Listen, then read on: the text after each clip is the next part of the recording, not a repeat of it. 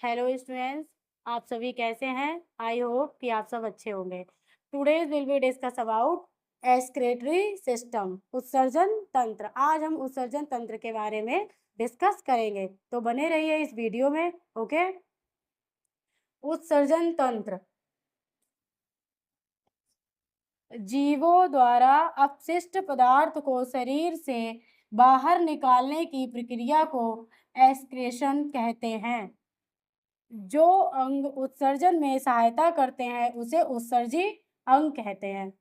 अब एग्जाम्पल से समझिए। अब सपोज कीजिए कि हमारे घर में कुछ बच्चे खेलने आते हो। ओके।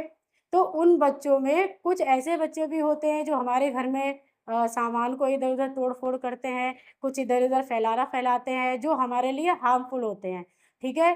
तो उन बच्चों से हम लोग क्या कहेंगे कि भैया आपकी हमारे घर में नीड नहीं है, आप चले जाओ। तो हम क्या करते हैं, उन बच्चों को घर से बाहर निकाल देते हैं। ठीक है। और जो बच्चे हमारे लिए हार्मफुल नहीं होते हैं, कोई तोड़-फोड़ नहीं करते हैं, हमें कोई भी परेशानी नहीं पहुँचाते, हम उन चीज़ों को अपने में एक्सेप्ट कर ले, मतलब उन बच्चों को अपने घरों में रोक लेते हैं। ओके। वही है कि जो पदार्थ हमारे लिए हार्मफुल होते हैं, तो उनको हमारे शरीर से बाहर निकालना ही उत्सर्जन कहलाता है। अपशिष्ट पदार्थों को हमारे शरीर से बाहर निकालना उत्सर्जन कहलाता है। अब जो पदार्थ हमारे उत्सर्जन में हेल्प करते, जो भी अंग हमारे उत्सर्जन में हेल्प करते, जिनके द्वारा उत्सर्जन होता है, उनको उत्सर्जी अंग कहते हैं। अब जिस क्रिया में पूरा उत्सर्जन होता है उसको क्या कहते हैं? उत्सर्जन तंत्र। क्या कहते हैं? इस क्रिया को पूरे को क्या कहेंगे? उत्सर्जन तंत्र। ओके।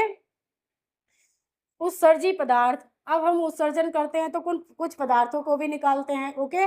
तो वो उन पदार्थों में क्या है? नंबर 1 कार्बनिक अपशिष्ट पदार्थ। कार्बनिक पदार्थ मतलब CO2। ओके।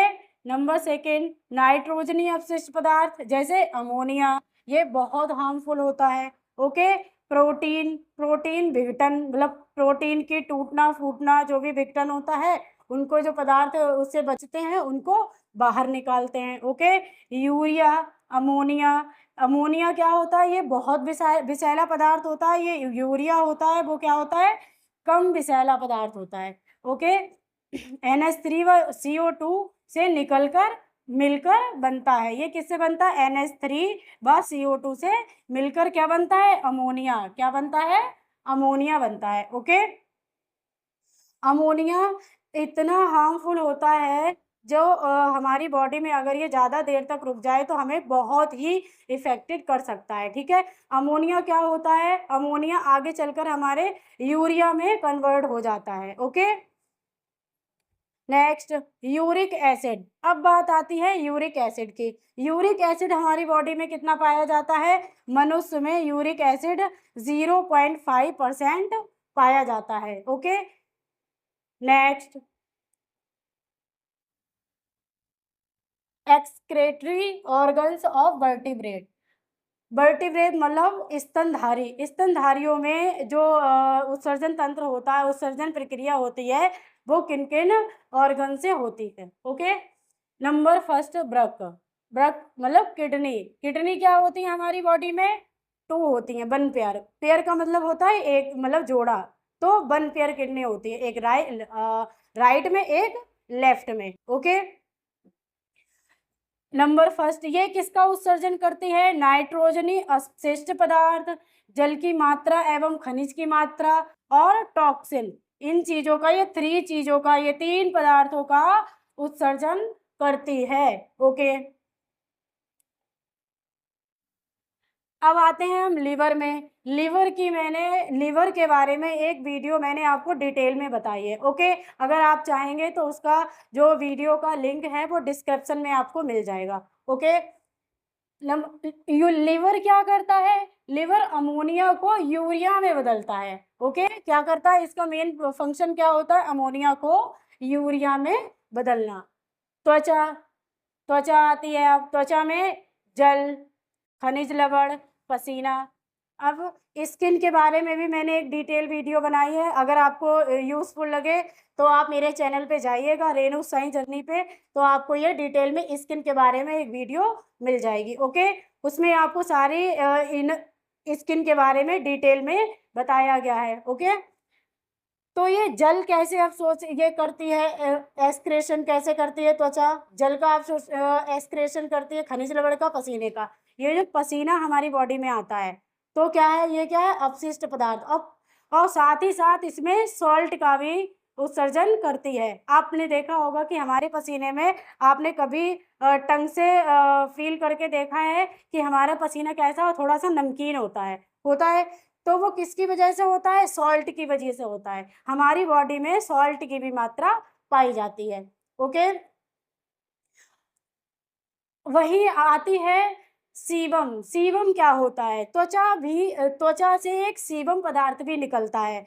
सीबम क्या होता है, आप लोग देखा होगा कि कभी कभी जब हम सो जाते हैं तो हमारी बॉडी में कुछ चिकना सा तरल पदार्थ निकलता है, ठीक है, तो उसको क्या बोलते हैं, सीबम बोलते हैं। ओके, फेफड़े, लंग्स।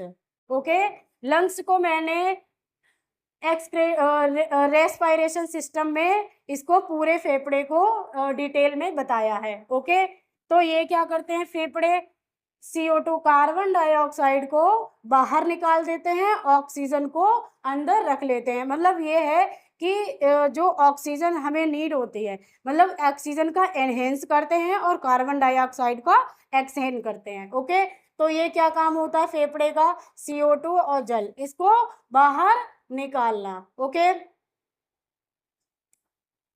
आंत। नंबर 5 आती है इंटेस्टाइन। अपच भोजन मतलब अनपचा भोजन, जो भोजन हमसे डाइजेस्ट नहीं होता है उन इसकी हेल्प से बाहर निकल जाता है।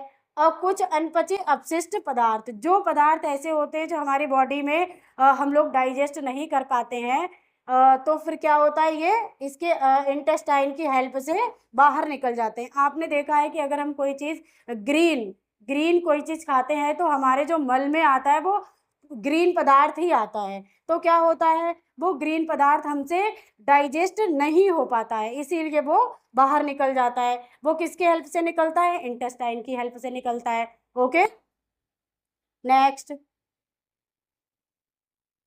Excretory system of man. मनुष्य में एक्सक्रेटरी सिस्टम कैसे होता है, कंप्लीट होता है, उत्सर्जन तंत्र कैसे होता है। Okay, number 1 kidney, number 2 ureters, ये कितने होते हैं, 1 पेयर होते हैं। यूरिनरी ब्लैडर, ये मूत्राशय होता है। ये क्या है, यूरेथ्रा। अब मैं इन चीजों को आपको डायग्राम के थ्रू समझाऊंगी। ओके, किडनी की बाह्य संरचना क्या है, ये किडनी। किडनी हमें बाहर से कैसी दिखती है और किडनी अंदर से कैसी होती है, इसके बारे में मैं आपको डिटेल में बताऊंगी। ओके, किडनी नंबर 1 इसमें आता है हाइलम। Number 2 peritoneum. पेरिटोनियम एक दीवार होती है, वॉल मेम्ब्रेन, जो कि पेरिटोनियम की बनी होती है। किडनी का जो बाहरी आवरण होता है वो किसका होता है, पेरिटोनियम का होता है। इसका कलर कैसा होता है, गहरा लाल रंग होता है। और इसकी जो संरचना होती है वो कैसी होती है, सेम के बीज की तरीके होती है। आपने देखा है जो सेम का बीज, आपने सेम खाई होगी। ओके, तो ये सेम के बीज के साइज का होता है। ओके, वृक्क के सिरा, रेनल वेन। ओके, इसमें रेनल वेन प्रेजेंट होती है। ये जो किडनी होती है, किडनी की जो लंबाई होती है वो कितनी होती है, 10 से 12 सेंटीमीटर लंबी होती है। ओके, एंड चौड़ाई जो होती है 5 से 7.5 सेंटीमीटर होती है। ओके, और इसकी जो मोटाई होती है 3 से 4 सेंटीमीटर मोटी होती है। अब बात आती है हाइलम की। हाइलम क्या होता है, हाइलम वे वह होता है जिसमें नेफ्रॉन प्रेजेंट होते हैं। नेफ्रॉन क्या होते हैं, नेफ्रॉन जो होते हैं वो हमारी बॉडी में, हमारी किडनी में होते हैं, 10 से 12 लाख होते हैं। Okay, nephron. और पेरिटोनियम क्या होती है, ये एक झिल्ली होती है जो किडनी को बाहर से, जैसे ये है किडनी के बाहर का एरिया होता है जो, तो वो क्या होता है, पेरिटोनियम होता है। ओके, नेक्स्ट, अब आते हैं हम किडनी को। ये क्या है, बाहरी किडनी है, इसमें डायग्राम दिया है। और ये क्या है, आंतरिक किडनी है। मतलब इसमें बाहर का एरिया बताया गया है और ये किस इसमें क्या है, अंदर का एरिया बताया गया है। ओके, अब इसमें आते हैं, एक है इंफीरियर वेना कावा। ये क्या होती है? एक वेन होती है। क्या होती है? वेन होती है। ये क्या है? डायाफ्राम। मैंने आपको रेस्पिरेटरी सिस्टम में आपको डायाफ्राम के बारे में अच्छे से एक्सप्लेन किया है, तो आप उस वीडियो में जाइए और डायाफ्राम के बारे में नॉलेज लीजिए। ओके, अब आते हैं बाया किडनी। किडनी हमारे लेफ्ट और राइट हैंड पे होती है, दोनों साइड में किडनी होती है। राइट हैंड पे हमारे लीवर भी होता है। तो लीवर की वजह से जो राइट हैंड की किडनी होती है वो थोड़ा सा नीचे होती है। ओके, और जो लेफ्ट हैंड की किडनी होती है वो थोड़ा सा, ये देखिए आपका, ये थोड़ी सी ऊपर है और ये थोड़ी सी नीचे है, क्योंकि इस पर यहाँ लीवर भी प्रेजेंट होता है। क्या होता है? लीवर भी प्रेजेंट होता है। ओके, ये आ गया डायाफ्राम, जो कि हमें सांस लेने में हेल्प करता है। ओके, अब ये किडनी, इसमें क्या होता है? किडनी का जो बाहरी एरिया होता है, ये क्या होता है? ये जो बाहरी एरिया होता है रेनल आर्टरी। ओके, ये इसमें क्या प्रेजेंट है? ये रेनल आर्टरी। ये क्या है? इसमें पेरिटोनियम। ओके, और इसकी ये क्या है? ये वेन होती है। एंड इसमें यूरेटर्स, मैंने आपको बताया था यूरेटर्स कितने होते हैं? 2 होते हैं। ओके, ये क्या होगा? यूरेटर्स हो गए। ये मूत्राशय हो गया, ब्लैडर। इसमें क्या होता है? जो अपशिष्ट पदार्थ होता है, मूत्र होता है, वो कहाँ आता है? इसमें आ जाता है। ये कैसा होता है? एक थैली नुमा होता है। इसी में जो होता है मूत्र, वो इकट्ठा होकर यहाँ पे रह जाता है थैली में। ओके, ये दाया किडनी हो गया हमारा। ओके, ये क्या है? इसमें अवरोही महाधमनी। ये डिसेंडिंग आयोर्टा। ये क्या होता है? डिसेंडिंग आयोर्टा होता है, इसी को डायाफ्राम कहते हैं। ओके, नेक्स्ट, आंतरिक संरचना। अभी आपने देखा कि डायग्राम में एक साइड में बाहरी संरचना थी और एक साइड में आंतरिक संरचना थी। अब आंतरिक संरचना के बारे में हम देखेंगे। जो वृक्क के खोल था वो किसका था? रेनल कैप्सूल बोलते हैं। ये समझ लीजिए, ये किडनी है, बाहरी संरचना, आंतरिक संरचना हो गई ये। ठीक है, इसमें ये जो है, ये क्या है? Renal capsule. इसको क्या बोलते हैं? Renal capsule. ओके, इसको क्या बोलते हैं? Renal cortex. इसको क्या बोलेंगे? Renal cortex. ओके, इधर से देखिए, इसको क्या बोलेंगे हम? रेनल कॉर्टेक्स बोलेंगे। ये है रेनल मेड्यूला। मेड्यूला से मध्य, मतलब बीच का, मिडिल का याद रखिएगा। तो ये क्या हो गया? एम। सभी को पता होगा, जो मिडिल बोलते हैं तो उसको वो मध्य सिरा होता है। तो ये क्या? इसको मेडुला। ओके, तो इसको याद रखिएगा, मेडुला। ओके, और ये क्या है? Rhesus, renal pelvis. ये क्या होता है इसमें? Renal pelvis. ये हो गया इसका आंतरिक संरचना। ओके, अब इसमें एक क्वेश्चन पूछा जाता है कि जो हाइलम होता है, जो नेफ्रॉन होते हैं, वो कहाँ से प्रेजेंट होते हैं? वो कहाँ से प्रेजेंट होते हैं? ये रेनल कॉर्टेक्स से प्रेजेंट होते हैं। किससे होते हैं ये? रेनल कॉर्टेक्स से जो नेफ्रॉन्स होते हैं वो प्रेजेंट होते हैं। आप, ये क्वेश्चन भी आ सकता है कि रेनल रेनल कॉर्टेक्स कहाँ पाई जाती है? वो कहाँ पाई जाती है? किडनी में। Okay, next, functions of kidney. Kidney के कार्य क्या है? ओके, वाटर बैलेंस, मतलब वाटर का बैलेंस बनाकर रखना। Okay, number second, salt balance. Salt का, सॉल्ट मीन्स नमक, नमक का जो भी होता है बैलेंस बनाकर रखना। Okay, acid base, acid base balance, मतलब इसमें देखा यूरिया, अमोनिया को यूरिया में कन्वर्ट करना। ओके, इसका बैलेंस बनाकर रखना। इसमें रेगुलेशन ऑफ हार्मफुल सब्सटेंस, जो भी पदार्थ होते हैं हमारे लिए हार्मफुल होते हैं, उनको निकालना बाहर, और बाकी के पदार्थों को रीऑब्जर्व करना। Okay, regulation of blood pressure, क्या करना है इसका? ब्लड का, ब्लड जो होता है, ब्लड को फिल्टर करना। ओके, ब्लड को छानना। क्या करना है काम इसका? किडनी का क्या काम होता है? ब्लड को छानना। ओके, सेक्रेशन ऑफ रेनाइन, रेनाइन का सेक्रेशन करना। ओके, अब आ चलते हैं हम नेक्स्ट। यूरेटर्स, मूत्रवाहिनियां। मूत्रवाहिनियां क्या होती हैं? ओके, ये क्या है? अओर्टा। इसको क्या बोलेंगे? अयोर्टा। ये इसमें सबसे पहले जो मूत्र होता है एंटर करता है। ओके, ये हो गई राइट किडनी और ये हो गई लेफ्ट किडनी। ये क्या है? Inferior vena cava. ये एक तरीके की वेन होती है। क्या होती है? नस होती है जो, ठीक है, ये क्या है?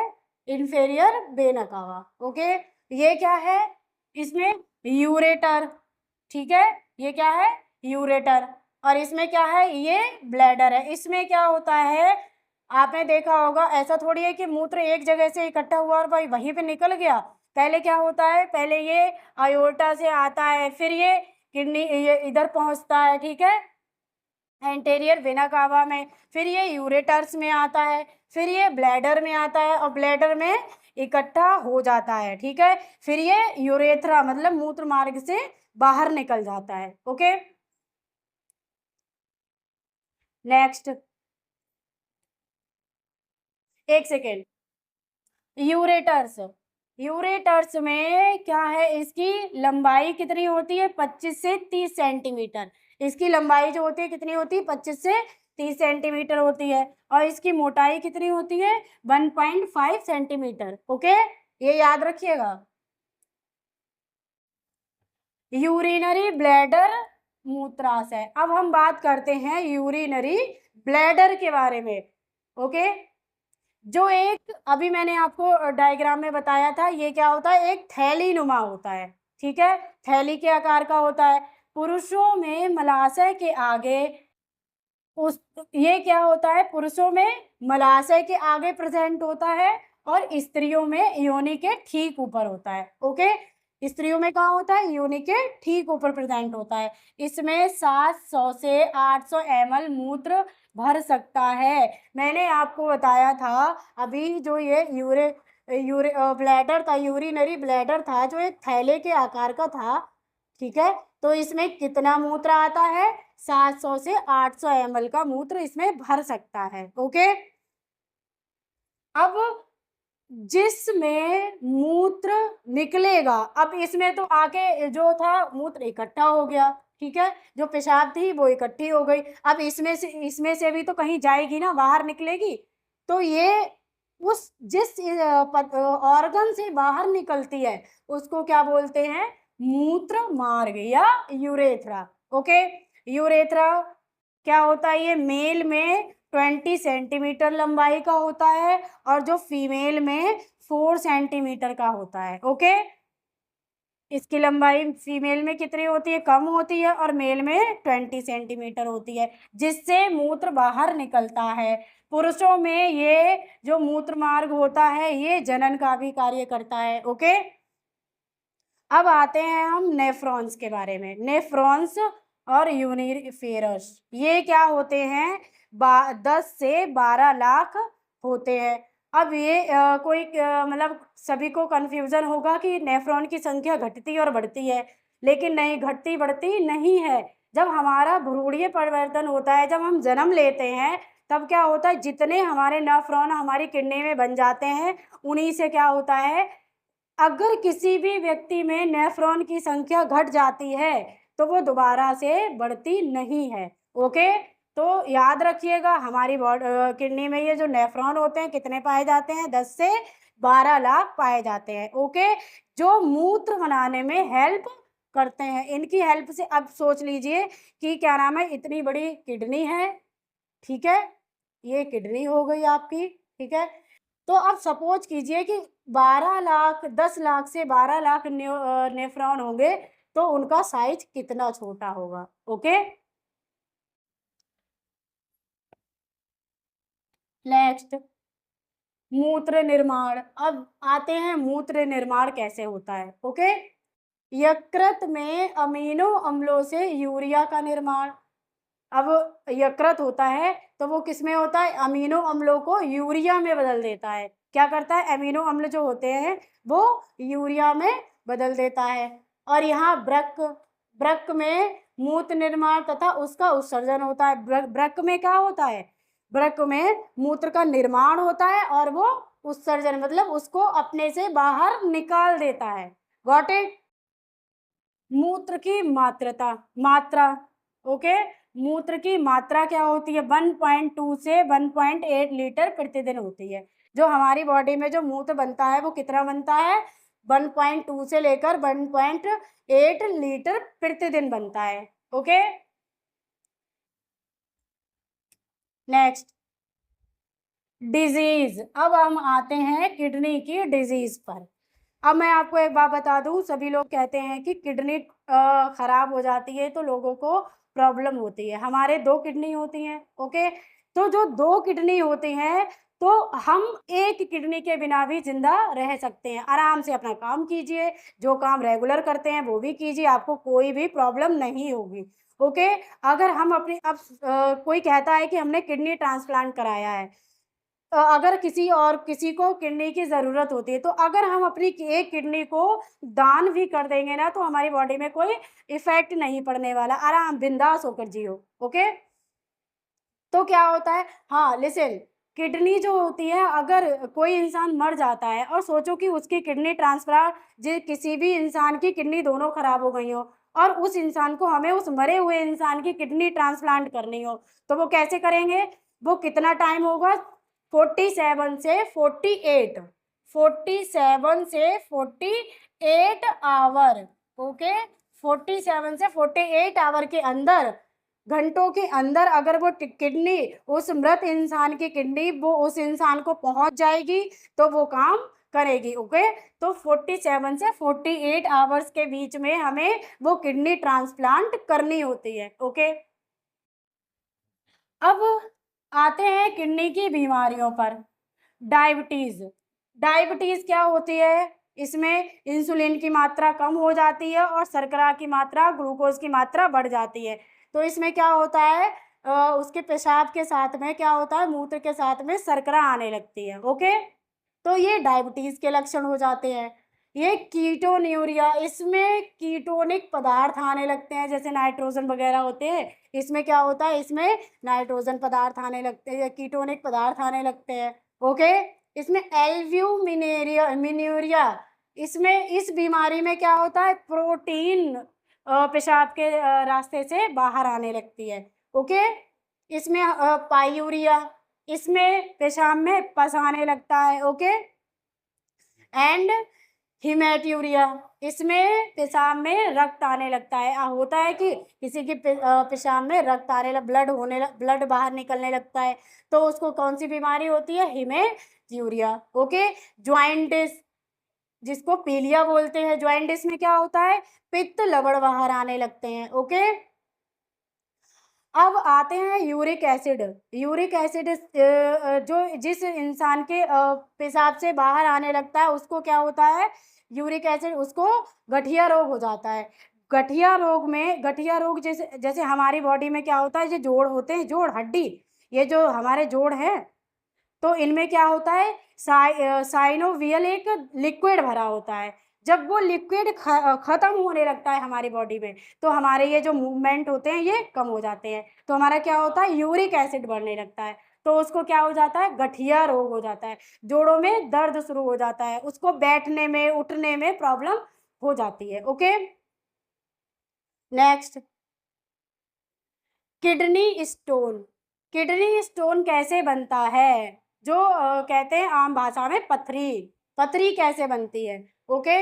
यूरिक एसिड तथा ऑक्सलेट के क्रिस्टल के एकत्रित होने से, जो यूरिक एसिड होता है और ऑक्सलेट के जो क्रिस्टल इकट्ठे हो जाते हैं, ओके, तो क्या हो जाता है, वो एक पथरी का रूप ले लेते हैं, ओके। तो आप याद रखिएगा, एग्जाम में पूछा जाएगा कि पथरी कैसे बनती है, किसके एकत्रण से एक पथरी बनती है, ओके। तो आप जवाब देंगे यूरिक एसिड और ऑक्सलेट के क्रिस्टल के एकत्र होने से पथरी बनती है, ओके। मूत्र एक पारदर्शी पीले रंग का द्रव होता है। क्या होता है? पारदर्शी पीले रंग का द्रव होता है जो कि हीमोग्लोबिन के विखंडन से बनता है। ओके, और इसमें क्या होते हैं, इसे क्या बोलते हैं, यूरोक्रोम। क्या बोलते हैं, यूरोक्रोम। ओके, अब हम देखते हैं कि जो पेशाब होती है, मूत्र होता है, उसमें किन चीजों की कितनी प्रेजेंस होती है। ओके, तो जल कितने परसेंट पाया जाता है, 95%। जल की तो मात्रा बहुत होती है ना। क्या है ये, जल। 95% जल पाया जाता है। यूरिया, यूरिया कितनी होती है, 2% होती है। सोचिए कि यूरिया बस 2% होती है तो इतनी हार्मफुल होती है। जब अमोनिया को यूरिया में कन्वर्ट किया जाता है तो इतनी हार्मफुल होती है। यूरिक एसिड होता है 0.4%। कितना होता है, 0.4%। हिप्यूरिक अम्ल कितना होता है, 0.6%। ओके, याद रखिएगा, एग्जाम में पूछा जाएगा कि हमारे पेशाब में जल की मात्रा कितनी होती है। ओके,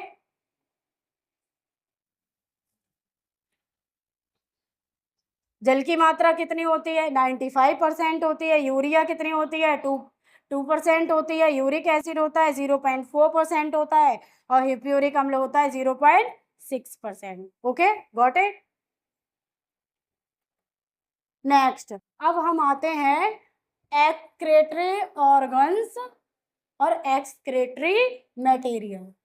ओके, किन ऑर्गन से कौन सा मटेरियल बाहर निकलता है। वैसे तो मैं आपको डिटेल में पहले ही बता चुकी हूँ, फिर भी एक बार आप इस चार्ट फ्लो के जरिए देख लीजिए। ओके, और ये चार्ट को याद रखेंगे ना तो आपको सारी वीडियो इसके बारे में सारी चीजें अच्छे से याद हो जाएंगी। ओके, त्वचा, त्वचा से क्या निकलता है, जल, लवण, अपशिष्ट, नाइट्रोजनी पदार्थ। ओके, जल मतलब पसीना, सीबम। ओके, सॉल्ट, ये क्या होता है, ये इससे त्वचा से निकलते हैं। यकृत, यकृत से क्या निकलता है, यूरिया, जो अमोनिया से कन्वर्ट हुआ यूरिया। ओके, प्लीहा, प्लीहा में पित्तवर्णक और कोलेस्ट्रॉल। ओके, इससे पित्तवर्णक और कोलेस्ट्रॉल निकलता है। आंत, यकृत एवं प्लीहा द्वारा बने अपशिष्ट पदार्थ, मतलब अनपचे पदार्थ। जो हम भोजन खाते हैं, जो कुछ भी खाते हैं, उनमें कुछ ऐसी चीजें भी होगी। ऐसा थोड़ी है कि हम सारी चीजें अपना डाइजेस्ट कर लेते हैं, कुछ चीजें ऐसी भी रह जाती हैं जो अनडाइजेस्ट होती हैं और वो इसके जरिए निकलती है। ओके, फेफड़े, CO2, क्योंकि कार्बन डाइऑक्साइड हम एक्सहेल करते हैं, ऑक्सीजन होती है वो इनहेंस करते हैं। और इसके फेफड़ों के द्वारा आपने देखा होगा कि हम लोगों को कभी सर्दी लग जाती है तो क्या होता है, हमारे बलगम आने लगती है। तो वो, आप ये सोचिए कि बलगम हमारे मुंह से थोड़ी आ रही है, वो किससे आ रही है, वो बलगम को बाहर निकालने में किसकी हेल्प लेते हैं हम, लंग्स की, फेफड़ों की हेल्प लेते हैं। ओके, वृक्क, वृक्क का क्या काम होता है, जल, नाइट्रोजनी पदार्थ, घुलनशील लवण और दवाइयां, इन चीजों को बाहर निकालते हैं। ओके, आई होप ये वीडियो आपको पसंद आई होगी।